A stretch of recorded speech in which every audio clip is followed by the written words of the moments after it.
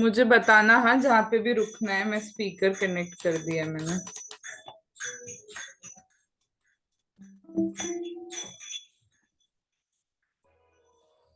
मैं जो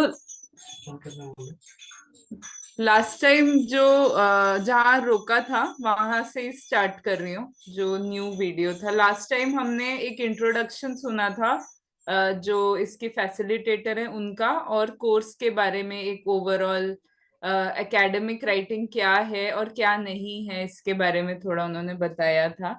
और अभी आगे एक मतलब एक एकेडमिकली ओरिएंटेड पेपर को हम किस तरह से पढ़ते हैं, उसमें क्या क्या चीजों को ध्यान रखने वाली बात है, उसके बारे में ये वाला वीडियो है। तो मैं स्टार्ट करती हूँ।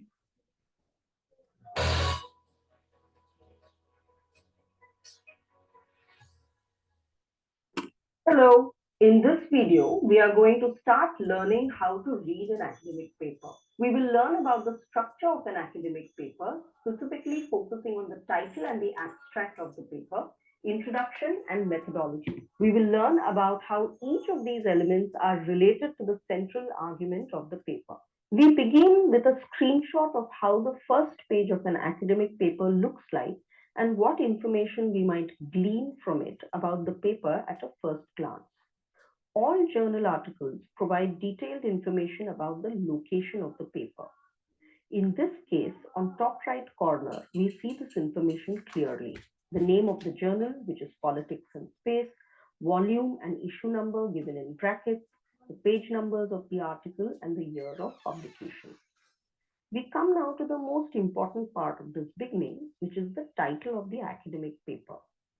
A good, effective title of an academic paper begins to hint towards the main argument of the paper. In this case, the authors write smart as undemocratic, followed by a question mark. The placing of the question mark is crucial here. The authors are indicating that they want to question the assumption that smart city is democratic and might possibly want to argue that it is undemocratic. This title is different from a merely descriptive title, which might have merely said, a case study of the smart city imaginary in Kolkata. But here, the authors are already beginning to tell us what their argument might be. The title also clearly locates the research in Kolkata in India. Please read the titles of the papers or chapters carefully as you begin to piece together the argument of a paper. And lastly, we need to be mindful of the author or authors of a paper whose names are cited at the beginning of any academic paper. We now look at the next part, that is the abstract of the paper. The function of an abstract is to give the reader an overview of the paper in a concise manner. Abstracts are typically not longer than 250 to 300 words. We will take a look at this abstract to see what aspects go into the making of a concise overview of the paper. The first sentence of the abstract is indicative. It begins by telling us about the popularity of smart city ideas across the world. It then immediately moves on to how India is no exception. What the authors are essentially doing here is to move from the broader context of across the world to the specific context of India. This is a typical move in academic writing to move from the general to the specific. The authors go on to tell us what happened in India in terms of the national government inviting smart city proposals from many cities. What this part collectively does is to set the context for the author's argument. It tells us a bit about the backdrop of the realm of smart cities in India before moving on to the research. This initial context is necessary in order that our research question makes sense to the readers and that they understand the relevance of our research. The authors then shift to the main research question that they ask in this paper. And sure enough, carrying from the title of the paper, we see that they are questioning whether the making of the smart city proposal of New Town Kolkata is indeed a democratic process as it claimed to be. They also specify the three aspects along which they will measure how democratic the proposal was: distributive, participatory, and responsive. In the next part of the abstract, we see another important element of the research. That is, its methodology. Here is the place where the authors are specifying that their research is based on an analysis of documents and interviews with policymakers and citizens. And then we move on to the next few statements, which are precisely the answers to each of these questions posed earlier. That the proposal was not distributive, that participation and responsiveness were there, but with significant caveats. The abstract ends with a broad argument statement or thesis statement that emerges out of all the above findings. The latter half of the abstract is thus constituted by the research questions and the arguments of the paper. Thus, we see how an abstract contains in a condensed manner the most important elements of the paper we are about to read: the context of research, research questions, methodology, and the argument that the authors make. The abstract of all academic papers ends with keywords. Here is the set of keywords from this paper, which includes politics of participation, smart cities, inclusiveness, democracy, socio-technical imaginary, and so on. Keywords like the abstract are also a crucial indicator of the key concepts that the argument is based upon. A well-written academic paper will have the keywords feature in significant ways in the article. They would be well defined and would be elaborated upon. So as a reader, keep close watch on whether and how these keywords make an appearance in the rest of the paper.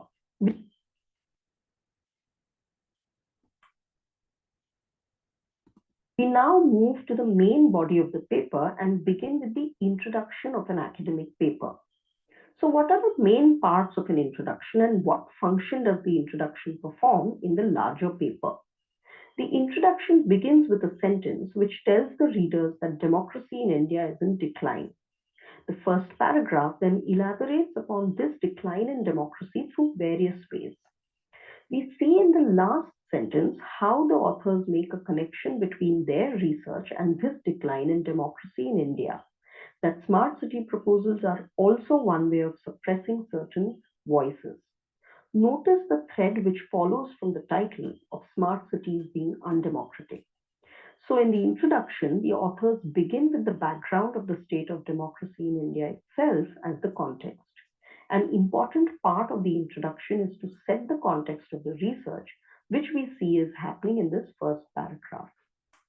We then move on to the research questions that the authors ask. While reading an academic text, you should always be mindful of what the research questions are. A good paper will clearly lay out its research questions, like the authors do here. Please notice how the research questions continue the thread from the abstract about distribution, participatory nature, and the responsiveness of the smart city proposal in order to assess its democratic credentials. Importantly, the authors follow their research questions with how they are going to go about answering them. They tell us that they will specifically study urban mobility aspects of the proposal, since mobility is central to the idea of smart cities. The authors then also specify what theoretical approach they will use in order to conduct their research. They tell us that they will use the concept of an imaginary. This is where the authors signal what concepts they are using in order to frame their understanding of the smart city proposal. Here is where the term imaginary is being explained by connecting it to the idea of imagination. In the draft of the paper, you will also see that there is another paragraph about imaginary included, which explains this concept in detail. The next important part of the introduction is to convey to the readers why this research is relevant or what its contributions to the field will be. Once again, we see that the authors address that very clearly, enumerating how their study will contribute to a methodology of studying smart cities and to showing their exclusionary nature. We see how in showing their contribution, the authors have circled back to their main argument that smart cities are not democratic and the way they are imagined keeps certain sections of the society out. The continual reference to the main research question, directly or indirectly, is hallmark of good academic writing. As a reader, the central argument gets continually reinforced for us. We now come to the end of the introduction section. The last paragraph begins by telling us what the next section contains. The end of the introduction section generally includes a map to the rest of the paper, which clearly tells the reader how the paper is organized and what to expect in each section. As we see in this paragraph, the authors use various signaling phrases to point out to the reader the sequence of the coming sections and what their content will be. Now that we have taken a look at the introductory section, here is a quick recap of what an introduction section of an academic paper typically consists of. The introduction does the important work of providing context to the research in terms of telling us about the location of the research or the particular time when the research was conducted, as well as telling us about what other research on this topic is saying. The introduction lays out for the reader in clear terms the research questions that the author is asking, as well as puts forth their central argument. The other important part of the introduction is to specify what concepts or theoretical framework will be used in order to analyze the data. And the last two essential elements of an introduction include the contribution or the relevance of the study and to tell the reader how the paper will be organized. We now focus on the next important section in an academic paper, the methodology section. This section is crucial for it lays out for the readers the ways in which the author of the paper has conducted their research, the basis on which they have chosen their sample or material, and the possible biases and exclusions that the study design might have. Methodologies can be quantitative in nature or can focus on qualitative data or can be a mix of both. This section is crucial for it establishes the credibility of the data on which the paper's arguments are based. Let's see how the methodology section plays out in this paper. The authors of this paper begin by clearly stating what their material of analysis is. We see in this case, it is policy documents on the smart city proposals, as well as feedback provided by the government on these proposals. This section further continues by elaborating upon the other methods of collecting data, that is, semi-structured interviews with different constituencies of citizens. For each of the constituencies interviewed, the authors also tell us what was the focus of these interviews. For instance, they asked citizens about their smart city aspirations. With transport and policy practitioners, they asked another set of questions regarding processes through which citizens' participation was ensured in the making of the smart city proposals. We see a similar elaboration upon the profile of interviewees in the following section of methodology. As the authors tell us, another set of interviewees were from the marginalized section. The authors specify what kind of data was obtained through these interviews. We thus see that this study relies heavily on qualitative methods of document analysis and semi-structured interviews. In this video, we have begun our engagement with an academic paper by getting acquainted with the abstract, introduction, and the methodology section of the paper. We have seen how each of these sections play an important role in taking the thread of the main argument ahead and take care to ensure that ideas that are present in the abstract are carried ahead through the introduction and the methodology section. Thank you.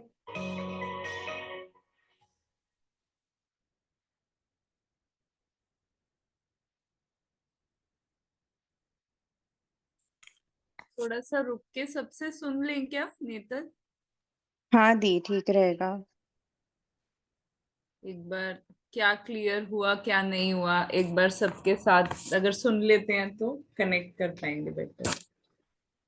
ठीक है। ठीक है, स्वेच्छा से जो भी शुरू करना चाहें। अल्फाबेटिकली शुरू करो अपने आप से। ठीक है। तो मैंने तो पहले भी कोर्स ये वाला वीडियो देखा है, और थोड़ा सा टॉपिक से भी मैं फेमिलियर हूँ, थोड़ा सोशियोलॉजी जो मेरा सब्जेक्ट है उससे रिलेटेड ही है। तो बेसिकली उन्होंने हमें किस तरह से एक एकेडमिक पेपर को पढ़ना है, क्या क्या चीजों को ध्यान देना है, ताकि एक तो हम पढ़ना भी सीखें, चीजों को गहराई से देख पाए, और किस तरह से स्ट्रक्चर किया जाता है किसी पेपर को, उसके बारे में भी बताया। तो ओवरऑल एक जो भी पेपर है उसका, एक तो वो किस जर्नल में पब्लिश हुआ है, किस साल पब्लिश हुआ है, मतलब ऑथर्स कौन है, और उसका टाइटल क्या है, और किस तरह से टाइटल लिखा गया है। मतलब इवन टाइटल से ही हम किस तरह से अपने आर्ग्यूमेंट को रख सकते हैं, ये सारी चीजों को उन्होंने कवर किया। मतलब ये सारी चीजों को किसी पेपर में ध्यान देना भी जरूरी है, और कोशिश कर सकते हैं कि हम जब खुद भी लिखें तो इस तरह से डिस्क्रिप्टिव टाइटल थोड़ा सा हो, जो रीडर्स को पता चले कि हम क्या, हमारा आर्ग्यूमेंट क्या है। और उसके बाद एब्स्ट्रैक्ट के बारे में बताया कि किस तरह से जो एब्स्ट्रैक्ट है वो जनरल कॉन्टेक्स्ट देते हुए एक स्पेसिफिक, जैसे इंडिया का कोई कॉन्टेक्स्ट है, उसमें भी जो रिसर्च है वो किस पर फोकस कर रहा है, इस ऐसे कॉन्टेक्स्ट सेट करते हुए जो रिसर्चर है वो अपने जो रिसर्च क्वेश्चन है या जो फोकस ऑफ रिसर्च है उसके बारे में थोड़ा सा बताता है। और ओवरऑल हम लोग किस बेसिस में वो हमारा, मतलब हम अपना रिसर्च किस बेसिस पर करेंगे, क्या वो हमारे क्रूशियल आर्ग्यूमेंट्स होंगे, उसको भी उन्होंने बताया। फिर इसी का जो एब्स्ट्रैक्ट है उसका, उसको और डिटेल में इंट्रोडक्शन में बताया। जैसे शुरुआत में हम इसी कॉन्टेक्स्ट में क्या क्या जो भी रिसर्चेस हुए हैं उसके बारे में, वो रिसर्चेस के क्या कंक्लूजन्स हैं, अपने रिसर्च को और डिटेल में हम लोग क्या क्या एनालाइज करेंगे, हमारी मेथडोलॉजी क्या रहेगी, हमारे किन लोगों से हम इंटरव्यू करेंगे, हम किस तरह की रिसर्च करेंगे, ये सारी चीजें जो हैं इंट्रोडक्शन पार्ट में रहेगा। आप, मतलब इतना है मेरे तरफ से, बाकी और लोग जोड़ेंगे तो अच्छा रहेगा। सेकंड, चेतना मासी। हाँ तो आपने जो रखा उतने ही पॉइंट्स मैंने लगभग लिखे थे। उसमें सिर्फ इतना ऐड करूंगी कि जैसे इंट्रोडक्शन में पूरा जैसे जर्नल का टाइटल, ऑथर, कहाँ पे पब्लिश हुआ, और उसमें एक मैप जो उन्होंने बात की कि जहाँ पे हम लोग आगे जितने भी पॉइंट्स रखेंगे उसका एक ओवरऑल ओवरव्यू रखे, वो एक पॉइंट ऐड करना था। और दूसरा, एब्स्ट्रैक्ट में तो काफी पॉइंट्स आपने ऐड किए। मेथोडोलॉजी में उन्होंने ऐसा रखा कि अलग अलग जैसे हम लोग मेथोडोलॉजी यूज करते हैं, सैंपल सर्वे करते हैं या पूरा एक ग्रुप पे पायलट स्टडी होता है, तो उसमें क्वांटिटेटिव क्वालिटेटिव और दोनों का मिक्स वर्जन भी हो सकता है। तो जो भी सैंपल मेथोडोलॉजी जो भी हम लोगों ने यूज किया है उसका वहाँ पे डिस्क्रिप्शन रहेगा। इतना ध्यान गया मेरा। बढ़िया। फिर एल एम एम एम मंगेश चाचा। अखिलेश भाई कहाँ रह गए? अरे हाँ, अखिलेश चाचा, वो हिंदी में लिखा है ना, मेरा ध्यान ही नहीं गया। अखिलेश चाचा, यस। बहुत अच्छा हुआ कि ध्यान नहीं गया। मैं भी यही सोच रहा था कि सबको सुन लूं इसके बाद बात करूं। एक्चुअली ये फर्स्ट टाइम सुन रहे थे ना कि आपका जो रिवीजन है, आपने काफी कुछ पकड़ लिया, और मैं अपने बारे में ये दावा कर सकता हूँ कि मैं अगर 2-3 बार भी सुन लूं तो कोई खास पल्ले नहीं पड़ेगा। ये मैं लिखित में दे सकता हूँ। तो आप लोगों को सुनने के बाद जो आपने एक्सप्लेन किया, जो चेतना दीदी ने एक्सप्लेन किया, उस उससे थोड़ा बहुत समझ में आया कि हाँ वहाँ क्या कहा गया है ना। तो ऐसे ये सुन सुनकर समझ में आएगा। तो आप लोग रखें, और मैं समझने के लिए बैठा ही हूँ। ठीक है, धन्यवाद, नमस्कार। ठीक है, मंगेश चाचा। नमस्ते, आवाज आ रही है? जी चाचा, क्लियर है आपके पास। ठीक है ठीक है। तो एक तो जो मुझे समझा बताता हूँ। एक तो एक टाइटल का डिस्क्रिप्शन समझा, उसमें एक जनरल, जनरल से फिर स्पेसिफिक और फिर मोर स्पेसिफिक, ये कंटिन्यूएशन में टाइटल रहेगा, तो जो पढ़ेगा उसको थोड़ा सा उसका क्लू आएगा कि किस डायरेक्शन में ये रिसर्च है। और दूसरी जो मेथडोलॉजी की बात आई, उसमें फिर सैंपल साइजेस के बारे में पता चला, फिर कैसे उसको ग्रुप करना है, और फिर क्या क्या आप उसमें वेरिएबल्स ले रहे हैं। तो वो वेरिएबल्स का एक क्वांटिटेटिव एनालिसिस भी होता है, क्वालिटेटिव भी होता है, और कभी कभी मिक्स भी होता है। तो उसके हिसाब से आपको सिलेक्शन करना है, और क्या सैंपल साइज है वो फिर नोट करके फिर उसका डेटाबेस थोड़ा सा कलेक्ट करने का समझ। ये दो चीजें थोड़ी सी ठीक ठाक समझिए। बहुत धन्यवाद सभी का।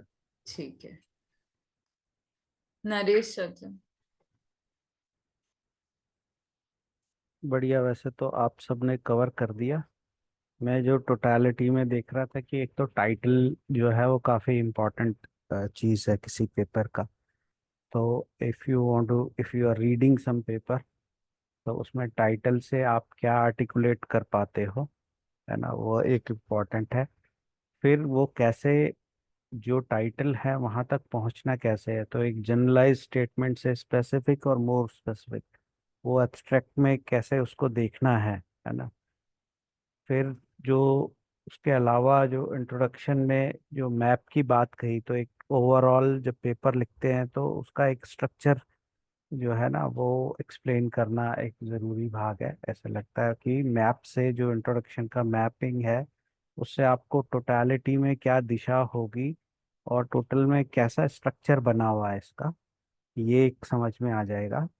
और तीसरी बात जो मेथडोलॉजी है, यानी कि जो आप एब्स्ट्रैक्ट में जो आपने एक स्पेसिफिक आर्ग्यूमेंट लेके चले हैं, उसको जनरली कैसे देखा जा रहा है, आपके कॉन्टेक्चुअल सिनेरियो में कैसा देखा जा रहा है, और बिल्कुल एकदम स्पेसिफिक आर्ग्यूमेंट क्या है वो। एंड देन उसको प्रूव करने के लिए आपने मेथड क्या, जो आर्ग्यूमेंट आप डेवलप करेंगे उस पेपर में, तो उसका मेथड क्या लिया है आपने, है ना। तो उसमें सर्वेज वगैरह जो भी रेफरेंस है, तो टोटालिटी में किसी कोई जो पॉइंट आपने लिया है, जो एब्स्ट्रैक्ट में लिखा है, उसको प्रूव करने का क्या मेथड है, और उस मेथड में जो एविडेंस है वो आपने कैसे बिल्ड किया है, वो आप मेथडोलॉजी में लिख रहे हैं। तो अपने आर्ग्यूमेंट के एविडेंस कैसे कलेक्ट किए हैं उसको, क्वालिटेटिव और क्वांटिटेटिव दोनों मेथड आप लिख रहे हैं उसमें।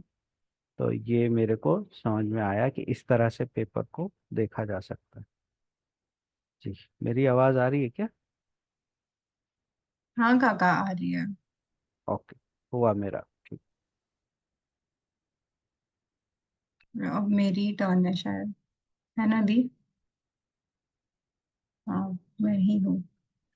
तो जैसे कि ऑलमोस्ट सभी ने रख दिया है, बट क्रोनोलॉजिकली जैसे वीडियो में बताया कि सबसे पहले अगर हम किसी पेपर को देख रहे हैं, तो पेपर को देखते ही वो कौन से जर्नल में पब्लिश हुआ है उसको लिखने का एक स्पेसिफिक स्टाइल है। और उससे समझ में आता है कि जर्नल कहाँ पब्लिश हुआ है, कौन से ईयर में पब्लिश हुआ है। एंड देन आफ्टर दैट उन्होंने जैसे बताया कि कोई भी एक पेपर का टॉपिक टॉपिक भी जैसे कई बार टॉपिक के लिए भी कि वो काफी स्पेसिफिक टॉपिक होता है, जिससे आपको पूरा रिसर्च के बारे में कि वो क्या आर्टिकुलेट कर रहा है वो सारा समझ में आता है। एंड देन एब्स्ट्रैक्ट का अगर बात किया, तो जैसे सबने बोला है, एब्स्ट्रैक्ट भी इनिशियली वो वाइडर पर्सपेक्टिव पे बात करता है, एक होलिस्टिक क्या टॉपिक है। And then it comes down कि हम स्पेसिफिकली जिस एरिया में हमने अपना रिसर्च लिखा है उस पे फिर हम पिन पॉइंटेड बात करके अपने एब्स्ट्रैक्ट को इस फॉर्मेट में जनरली लिखा जाता है, ऐसा उन्होंने इस वीडियो में बताया। तो इतना मैं रखना चाहूंगी, बाकी इससे पहले सभी लोग ऑलमोस्ट रख चुके हैं। संदीप भैया, if I missed on to something आप ऐड कर दीजिए। हाँ, मुझे सभी ये जो तीनों बातें आई थी, title, abstract, introduction and methodology, इसमें एक जो बात रिपीट की गई थी उसमें कि इन तीनों में अलाइनमेंट होता है। जो बात एब्स्ट्रैक्ट में कही गई है वो इंट्रोडक्शन में एलाबोरेट की जाती है और मेथोडोलॉजी में फिर और ज्यादा उसको एम्फसाइज किया जाता है। तो ये बात हाँ। छूट रही थी मुझे लगता है। बढ़िया। मम्मी आप कुछ इसमें बताना चाहोगे? नहीं, बस मैं तो अभी समझने की कोशिश कर रही हूँ क्योंकि इसके बारे में मुझे बहुत कुछ पता नहीं है। तो बस सबका सुन के मैं थोड़ा और समझने की कोशिश में हूँ। बढ़िया। ठीक है। हाँ एक और आगे। प्रश्न है। हाँ अ,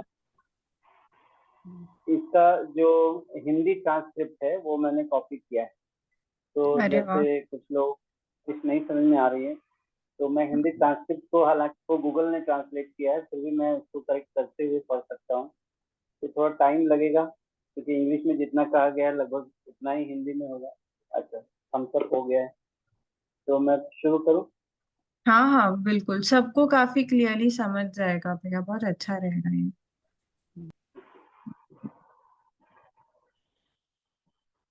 एडवांस में धन्यवाद आपका, बहुत बहुत धन्यवाद इसके लिए।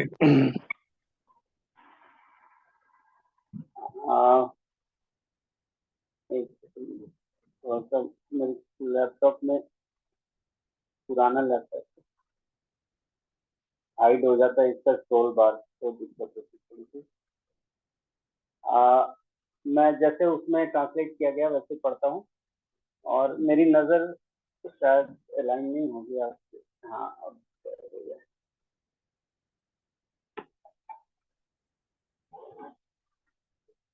नमस्कार। इस वीडियो में हम एक अकादमिक पेपर पढ़ना सीखना शुरू करने जा रहे हैं। हम एक अकादमिक पेपर की संरचना के बारे में जानेंगे, जिसमें विशेष रूप से शीर्षक और पेपर के सार, जिसको हम लोग अभी यहाँ पर एब्स्ट्रैक्ट कह रहे थे, परिचय यानी इंट्रोडक्शन और कार्य प्रणाली यानी मेथोडोलॉजी पर ध्यान केंद्रित किया जाएगा। हम इस बारे में जानेंगे कि इनमें से प्रत्येक तत्व पेपर के केंद्रीय तत्व तर्क से, यानी जो आर्गुमेंट है, से कैसे संबंधित हैं। हम इस स्क्रीनशॉट से शुरू करते हैं कि एक एकेडमिक पेपर का पहला पेज कैसा दिखता है, और हम पहली नजर में पेपर के बारे में इससे क्या जानकारी प्राप्त कर सकते हैं। सभी जर्नल लेख पेपर के स्थान के बारे में, जो लोकेशन की बात आई थी, विस्तृत जानकारी प्रदान करते हैं। इस मामले में ऊपरी दाएं कोने पर हम इस जानकारी को स्पष्ट रूप से देखते हैं। जर्नल का नाम, जो कि राजनीति और स्थान है। यहाँ पर ट्रांसलेशन में कुछ दिक्कत है, राजनीति क्यों लिखा गया है। कोष्ठक में दी गई मात्रा और अंक संख्या, लेख की पृष्ठ संख्या, पेज नंबर और प्रकाशन का वर्ष। अब हम इस शुरुआत के सबसे महत्वपूर्ण भाग पर आते हैं, जो कि एकेडमिक पेपर का शीर्षक है, टाइटल। एक एकेडमिक पेपर का अच्छा प्रभावी शीर्षक पेपर के मुख्य तर्क की ओर, आर्गुमेंट की ओर इशारा करना शुरू कर देता है। इस मामले में लेखक स्मार्ट एज डेमोक्रेटिक लिखते हैं। उसके बाद आता है प्रश्न चिन्ह। यहाँ प्रश्न चिन्ह लगाना महत्वपूर्ण है। लेखक संकेत दे रहे हैं कि वे इस धारणा पर सवाल उठाना चाहते हैं कि एक स्मार्ट सिटी लोकतांत्रिक है, डेमोक्रेटिक है, और संभवतः यह तर्क देना चाहते हैं कि यह अलोकतांत्रिक है। यानी क्वेश्चन मार्क बताता है कि जो नॉर्मल नोशन है उससे विपरीत इनका आर्गुमेंट है। एक सेकेंड,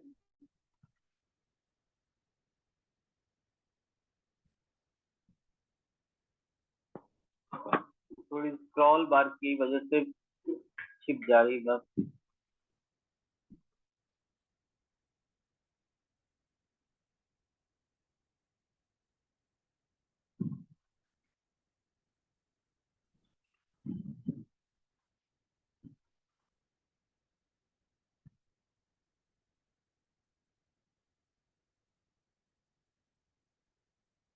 बहुत लंबा है, एक सेकेंड।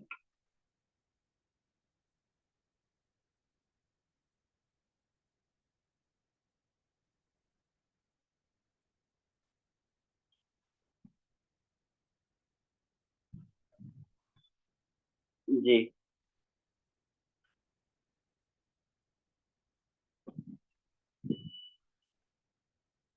यह टाइटल सिर्फ वर्णनात्मक टाइटल से अलग है। जिसमें शायद कोलकाता में वो जो डिस्क्रिप्टिव टाइटल होती है उससे अलग है ये क्वेश्चन मार्क वाली टाइटल, जिसमें शायद कोलकाता में स्मार्ट सिटी की काल्पनिक कहानी के बारे में सिर्फ एक केस स्टडी कहा गया हो, लेकिन यहाँ लेखक पहले से ही हमें यह बताने लगे हैं कि उनका तर्क क्या हो सकता है। शीर्षक से भारत में कोलकाता में हुए शोध के बारे में भी स्पष्ट रूप से पता चलता है। जब आप किसी पेपर के तर्क को यानी आर्गुमेंट को एक साथ जोड़ना शुरू करते हैं तो पेपर या अध्याय के शीर्षकों को ध्यान से पढ़ें और अंत में हम उस पेपर के लेखक या लेखकों से जिनके नाम किसी भी अकादमिक पेपर की शुरुआत में उद्धृत किए गए हैं उससे अवगत हों। अब हम अगले भाग को देखते हैं जो कि पेपर का सार है, एब्स्ट्रैक्ट। सार का कार्य पाठक को संक्षिप्त तरीके से पेपर का अवलोकन देना है। सार यानी एब्स्ट्रैक्ट सामान्यतः 250 से 300 शब्द से अधिक नहीं होते। हम इस सार पर एक नजर डालेंगे यह देखने के लिए कि पेपर का संक्षिप्त अवलोकन करने में कौन से पहलू सामने आते हैं।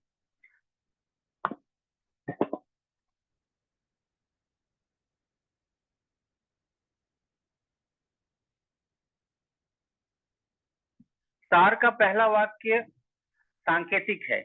इसकी शुरुआत हमें दुनिया भर में स्मार्ट सिटी के विचारों की लोकप्रियता के बारे में बताने से होती है।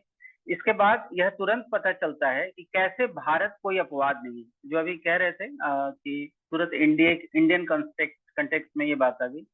लेखक यहाँ अनिवार्य रूप से दुनिया भर के व्यापक संदर्भ से भारत के विशिष्ट संदर्भ स्पेसिफिक कंटेक्स्ट की ओर बढ़ने के लिए कर रहे हैं।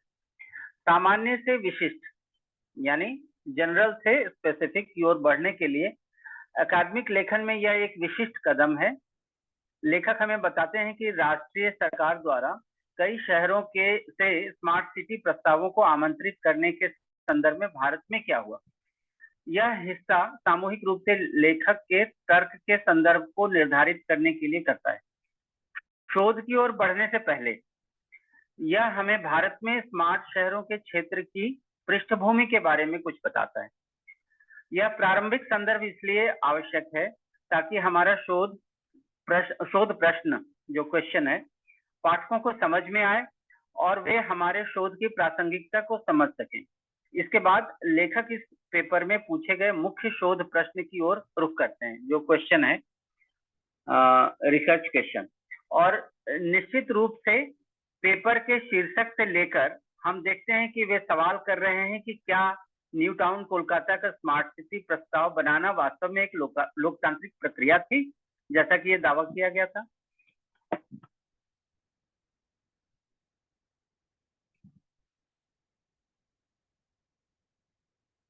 वे इन तीन पहलुओं को भी निर्दिष्ट करते हैं जिनके साथ वे यह मापेंगे कि प्रस्ताव कितना लोकतांत्रिक था, वितरणात्मक, सहभागी और उत्तरदायी। ये तीन वर्ड जो इंग्लिश में है वो शायद डिस्क्रिप्टिव, पार्टिसिपेटरी और रिस्पॉन्सिव। तो इसका हिंदी अनुवाद है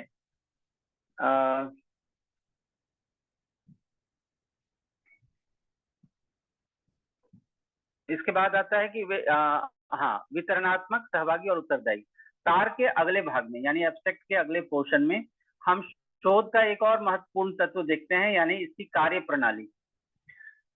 यहाँ वह स्थान है जहाँ लेखक यह निर्दिष्ट कर रहे हैं कि उनका शोध नीति निर्माताओं और नागरिकों के साथ दस्तावेजों और साक्षात्कारों के विश्लेषण पर आधारित है।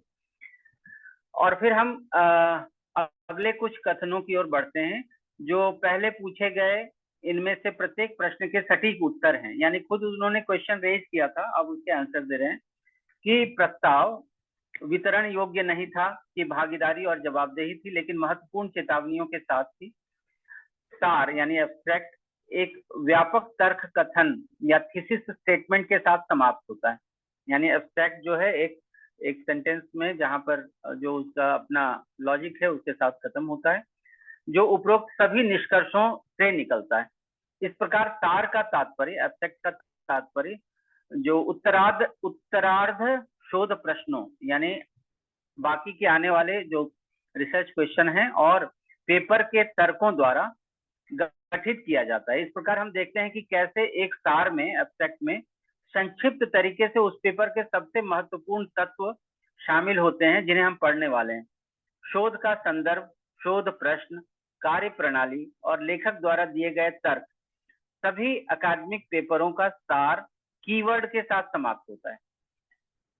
यहाँ पेपर के कीवर्ड का सेट दिया गया है, जिसमें भागीदारी की, राजनीति, स्मार्ट सिटी, समावेशिता, लोकतंत्र, सामाजिक तकनीकी,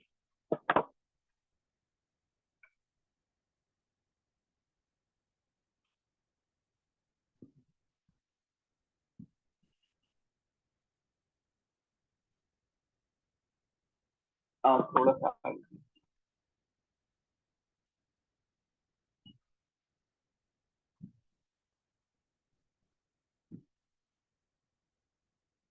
हाँ, जिसमें भागीदारी की, राजनीति, स्मार्ट सिटी, समावेशिता, लोकतंत्र, सामाजिक तकनीकी, काल्पनिक आदि शामिल हैं। कीवर्ड सार की तरह यानी जो एब्स्ट्रैक्ट की तरह उन प्रमुख अवधारणाओं का भी एक महत्वपूर्ण संकेतक है जिन पर तर्क आधारित हैं।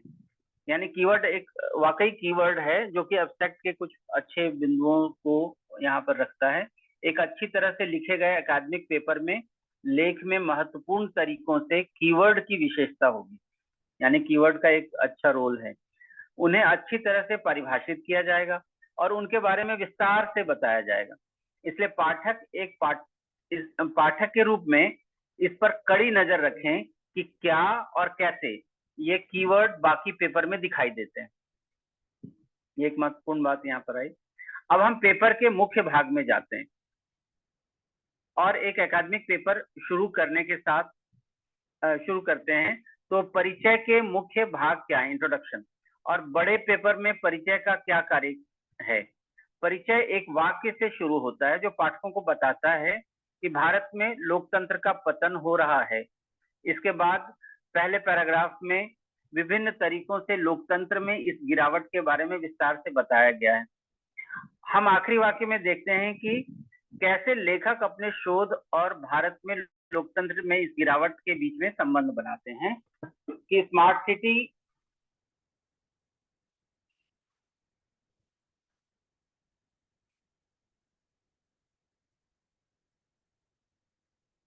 प्रस्ताव भी कुछ आवाजों को दबाने का एक तरीका है। देखिए महत्वपूर्ण बात है, ये जो स्मार्ट सिटी का प्रपोजल आया, ये कुछ उठती हुई आवाजों को दबाने का एक तरीका है। उस थ्रेड पर ध्यान दें जो स्मार्ट सिटी शहरों के स्टाइल से आता है और अलोकतांत्रिक, अनडेमोक्रेटिक। इसलिए परिचय में लेखक संदर्भ के रूप में भारत में ही लोकतंत्र की स्थिति की पृष्ठभूमि से शुरू करते हैं। यानी बात स्मार्ट सिटी की हो रही है लेकिन डेमोक्रेटिक वैल्यूज को लेकर यहाँ कंपैरिजन हो रहा है, ऐसा मैं समझ रहा हूँ, अपनी तरफ से यहाँ नहीं लिखा है। परिचय का एक महत्वपूर्ण हिस्सा उस शोध के संदर्भ को निर्धारित करना है जिसे हम इस पहले पैराग्राफ में देख रहे हैं। फिर हम उन शोध प्रश्नों की ओर बढ़ते हैं जो लेखक पूछते हैं। अकादमिक पाठ पढ़ते समय आपको हमेशा इस बात का ध्यान रखना चाहिए कि शोध के प्रश्न क्या हैं। एक अच्छा पेपर अपने शोध प्रश्नों को लेखकों की तरह स्पष्ट रूप से प्रस्तुत करेगा। कृपया ध्यान दें कि इसकी लोकतांत्रिक साख का आकलन करने के लिए वितरण यानी डिस्ट्रीब्यूटिव, सहभागी प्रकृति और स्मार्ट सिटी प्रस्ताव की जवाबदेही के बारे में सार से यानी एब्स्ट्रैक्ट से शोध प्रश्न यानी रिसर्च क्वेश्चन कैसे जारी रखते हैं। महत्वपूर्ण बात यह है कि लेखक अपने शोध प्रश्नों का अनुसरण करते हैं, उनके द्वारा उत्तर कैसे देने जा रहे हैं वे हमें बताते हैं कि वे विशेष रूप से प्रस्ताव के शहरी गतिशीलता की पहलुओं पर अध्ययन करेंगे। क्योंकि स्मार्ट शहरों के विचार के केंद्र में गतिशीलता है, इसके बाद लेखक यह भी बताते हैं कि अपने शोध को करने के लिए वे किस सिद्धांतिक दृष्टिकोण का उपयोग करेंगे। थोड़ा सा और है,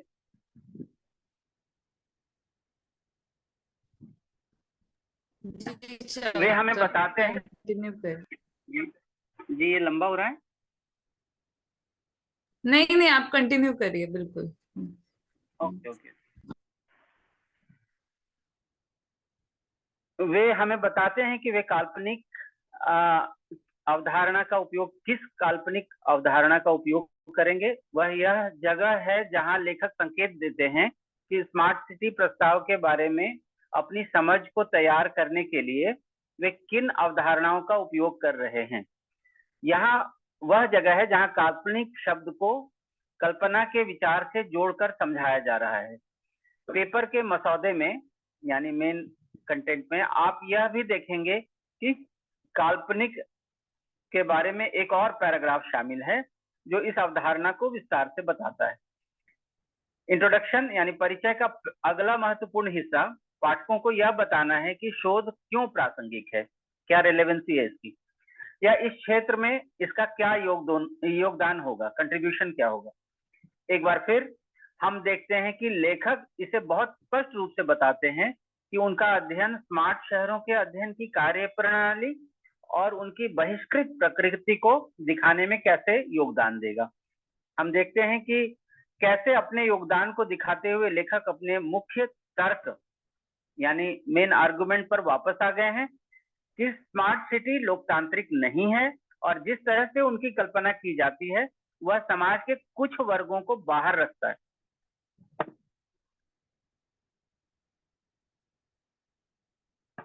प्रत्यक्ष या अप्रत्यक्ष रूप से मुख्य शोध प्रश्न का निरंतर संदर्भ अच्छे अकादमिक लेखन की पहचान है।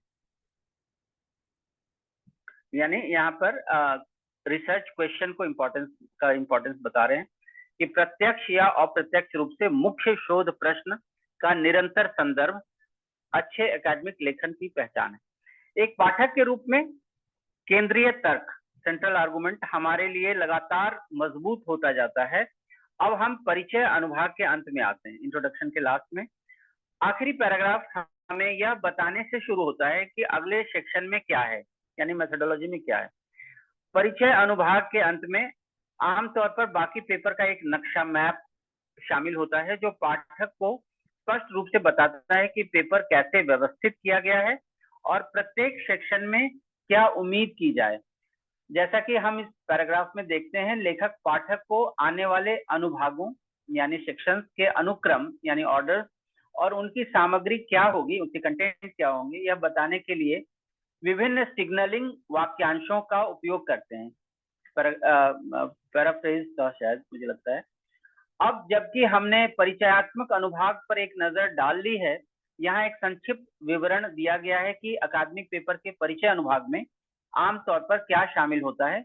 परिचय शोध के स्थान या उस विशेष समय के बारे में फिर से जो रिवाइज करा रही हैं कि लोकेशन टाइम बताने के संदर्भ में शोध को संदर्भ प्रदान करना एक महत्वपूर्ण कार्य करता है जब शोध किया गया था। साथ ही हमें यह बताता है कि इस विषय पर अन्य शोध क्या कह रहे हैं, मतलब दूसरे रिसर्चेस क्या हैं। परिचय पाठक के लिए उन शोध प्रश्नों को स्पष्ट रूप से बताता है जो लेखक पूछ रहा है और साथ ही उनके केंद्रीय तर्क सेंट्रल आर्गुमेंट को भी सामने रखता है। थोड़ा सा और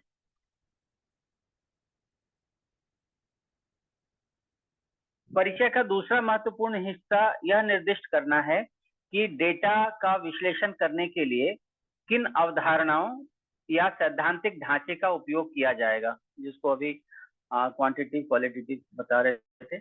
और किसी परिचय के अंतिम दो आवश्यक तत्वों में इस अध्ययन का योगदान या प्रासंगिकता शामिल है और पाठक को यह बताना कि पेपर कैसे व्यवस्थित किया जाएगा। अब हम अकादमिक पेपर के अगले महत्वपूर्ण सेक्शन पर ध्यान केंद्रित करते हैं, कार्य प्रणाली अनुभाग। यह खंड महत्वपूर्ण है, ये मेथोडोलॉजी के बारे में है, क्योंकि यह पाठकों को बताता है कि पेपर के लेखक ने किस तरीके से अपना शोध किया है, जिस आधार पर उन्होंने अपना नमूना या सैंपल या सामग्री चुनी है और अध्ययन डिजाइन में संभावित पूर्वाग्रह प्री नोशंस और बहिष्करण यानी एक्सक्लूजन क्या हो सकते हैं। कार्य प्रणाली प्रकृति में मात्रात्मक हो सकती है यानी क्वांटिटेटिव हो सकती है या गुणात्मक डेटा पर ध्यान केंद्रित कर सकती है, क्वालिटेटिव हो सकती है, या दोनों का मिश्रण हो सकती है। यह खंड महत्वपूर्ण है क्योंकि यह उस डेटा की विश्वसनीयता को स्थापित करता है जिस पर कागजी तर्क आधारित है, यानी जो लॉजिक है उसको डेटा का सपोर्ट मिलता है। आइए देखें इस पेपर में कार्यप्रणाली अनुभाग कैसे चलता है। अब इस पर्टिकुलर जिस पेपर का एग्जाम्पल लेके चल रहे हैं उसमें मेथोडोलॉजी कैसे आगे प्रोपोगेट कर रहा है इसको बताने जा रहे हैं। तो इस पेपर के लेखक स्पष्ट रूप से यह बताते हुए शुरू करते हैं कि उनके विश्लेषण की सामग्री क्या है।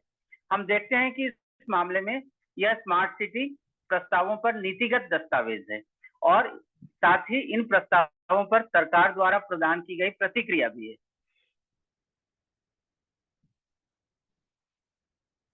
यह अनुभाग अर्ध संरचित डेटा एकत्र करने के लिए, मतलब पार्शियली कलेक्टेड डेटा एकत्र करने के लिए, ऐसा मुझे लग रहा है। इसका इंग्लिश क्या लिखा है इसमें? सेमी स्ट्रक्चर्ड इंटरव्यू, अच्छा, मतलब सेमी सेमी, हाँ हाँ हाँ, ठीक है, मैं उसको पार्शियल बोल दिया। अर्ध संरचित डेटा एकत्र करने के अन्य तरीकों के बारे में विस्तार से बताते हुए जारी है। साक्षात्कार किए गए प्रत्येक निर्वाचन क्षेत्र के लिए नागरिकों के विभिन्न निर्वाचन क्षेत्रों के साक्षात्कार। लेखक हमें यह भी बताते हैं कि इन साक्षात्कारों का फोकस क्या था, यानी वो इंटरव्यूज लेते हैं। उदाहरण के लिए उन्होंने नागरिकों से उनकी स्मार्ट सिटी की आकांक्षाओं के बारे में, एस्पिरेशंस के बारे में पूछा। परिवहन और नीति चिकित्सकों के साथ उन्होंने उन प्रक्रियाओं के बारे में एक और सवाल पूछे जिनके माध्यम से स्मार्ट सिटी प्रस्तावों को बनाने में नागरिकों की भागीदारी सुनिश्चित की गई थी। हम कार्यप्रणाली के निम्नलिखित भाग में साक्षात्कारकर्ताओं की प्रोफाइल पर इसी तरह विस्तार से देखते हैं, यानी जो इंटरव्यू दिए हैं तो उनके प्रोफाइल्स भी देखते हैं।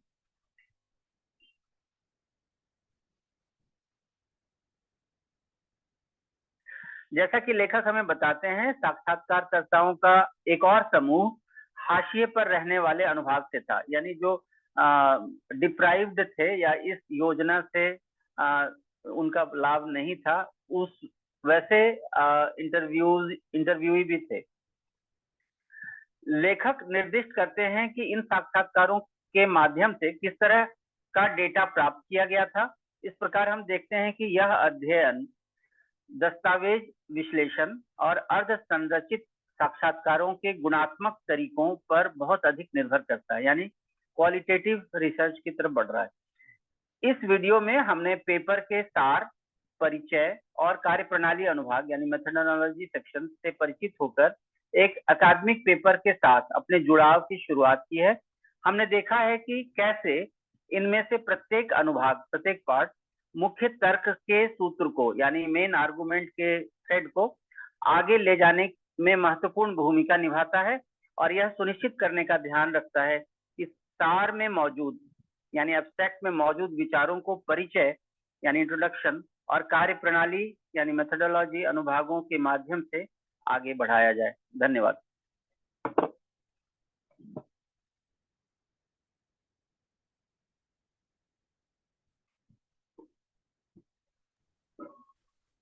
नेतल,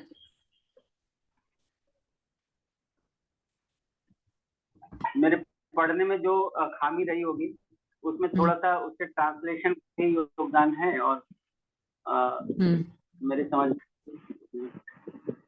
मुझे लग रहा है जो लोग थोड़े इंग्लिश में कंफर्टेबल नहीं है वो बता सकते हैं कि उनके लिए बेनिफिशियल था कि नहीं था।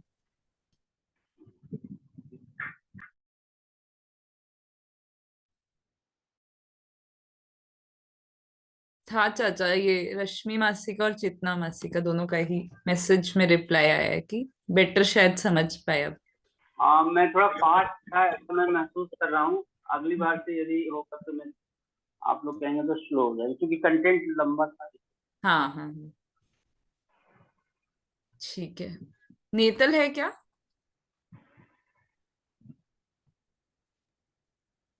हाँ दी हूँ। हाँ, तो अभी 7:58 हो गया है। तो हाँ आगे कैसे करना है एक बार, स्पीकर्स और चेतना मासी ने एक लिस्ट ऑफ टॉपिक्स भी भेजे थे, तो दोनों आगे का मीटिंग कोऑर्डिनेट कर लो कैसे करना है। हाँ, मुझे एक चीज तो ये लगी कि जो संदीप भैया ने उसका हिंदी अनुवाद करके रखा। आई पर्सनली फेल टुडे कि हम लोग थोड़ा सा जब वेडनेसडे आए तो नेक्स्ट टॉपिक को थोड़ा पढ़कर आए, जो इंग्लिश में पढ़ रहे हैं वो, और हिंदी में मुझे लगता है अगर संदीप भैया थोड़ा ब्रीफ में इसको रख पाए तो सबको समझने में काफी, मतलब ये कोलैबोरेटिव लर्निंग एनवायरनमेंट हम बना पाएंगे। जैसे अखिलेश भैया, चेतना मासी, मम्मी, ये लोग बहुत अच्छे से इसको समझ पाएंगे अगर कोई इसको हिंदी में सही तरीके से रख पाए। तो this would be a great initiative. अच्छा रहा, मुझे लगा कुछ शब्द हिंदी के मैंने पहली बार सुने, तो अच्छा है, हमारा सभी का इसमें ग्रोथ होगा, ये दिखता ही है। And last time after the meeting Chetna मासी ने कुछ टॉपिक्स ग्रुप में शेयर किए थे, तो मासी उसके लिए हम किस तरह से उसको कर सकते हैं, उसमें आपके कुछ इनपुट्स हो तो आप बताइए।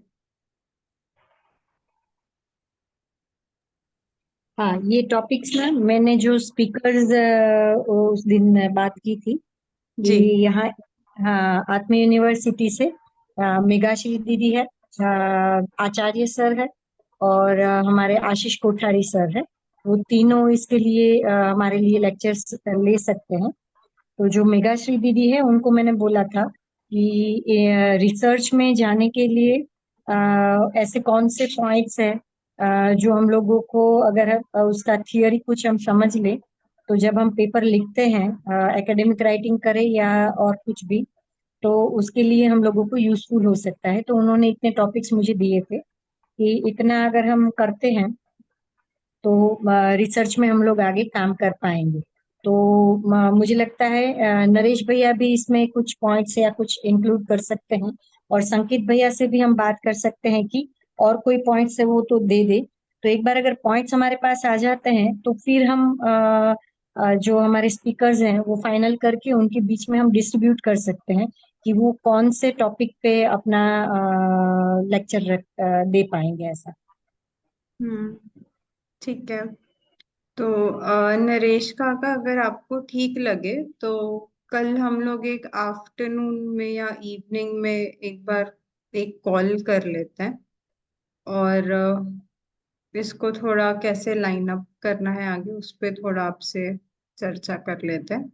एंड पोस्ट दैट देन हम एक फाइनल स्पीकर्स का लिस्ट बना लेंगे, एंड उस दिन जो कोऑर्डिनेटर होगा वो फिर उन स्पीकर से आगे अप्रोच कर पाएंगे। एक हम लोग हम किस ऑब्जेक्टिव से चल रहे हैं और क्या हमारा विजन है, क्या इंटेंट है, इसको लेके एक छोटा सा डॉक्यूमेंट भी मैं और आरती दीदी कोशिश कर रहे हैं बनाने का, आप सभी के साथ शेयर करेंगे। आप लोग भी इसमें अपने पॉइंट्स कुछ अगर आपको लगता है तो जोड़िएगा, सो दैट हम जब स्पीकर से बात करें तो हम उन्हें बता पाए कि हम क्या कर रहे हैं और उनका हमें क्यों गाइडेंस चाहिए, एंड उन्हें रिक्वेस्ट कर सकते हैं ऑन पर्टिकुलर डेट वो जब भी अवेलेबल हो।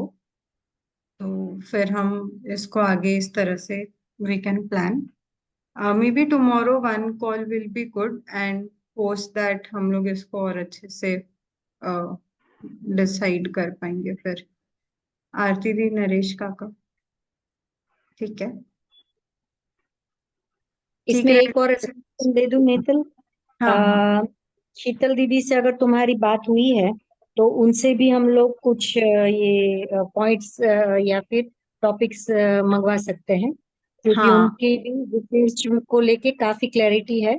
तो उनको ऐसा बोल सकते हैं कि ये कुछ पॉइंट्स हमने आइडेंटिफाई किए हैं, और इसमें आप और कुछ जोड़ना चाहे तो इस तरह से आप हमको दीजिए ये रिसर्च टॉपिक्स, ऐसा, या फिर टॉपिक्स जो हमें एकेडमिक राइटिंग या रिसर्च राइटिंग के लिए या फिर रिसर्च के लिए उपयोगी हो, ऐसा। हाँ हाँ, ठीक है। मेरी अभी रिसेंट में तो बात नहीं हुई, मैं कल या परसों एक बार शीतल मासी को कॉल करती हूँ। ओके। परफेक्ट, ठीक है। ठीक है, तो मुझे लगता है हम लोग फिर आज के लिए रोक सकते हैं। नेक्स्ट क्लास में हम लोग थोड़ा सा पढ़ कर आए, एंड संदीप भैया आपको थोड़ा सा बर्डन कर रहे हैं कि अगर आप इसको संक्षिप्त में थोड़ा ला पाए तो ग्रुप में काफी मेंबर्स के लिए it would be a great help. Even मैं आरती दीदी कोशिश करेंगे कि हम हिंदी इंग्लिश में भी शॉर्ट एक easy to understand summary type कुछ कर ले। तो इंग्लिश और हिंदी में parallelly we have always been working, और आगे भी काम कर ही सकते हैं। ठीक है, मुझे तो ये ठीक लग रहा है। अगर किसी के कुछ इनपुट्स हो तो आप बताइए, या तो फिर हम यहाँ रुक सकते हैं।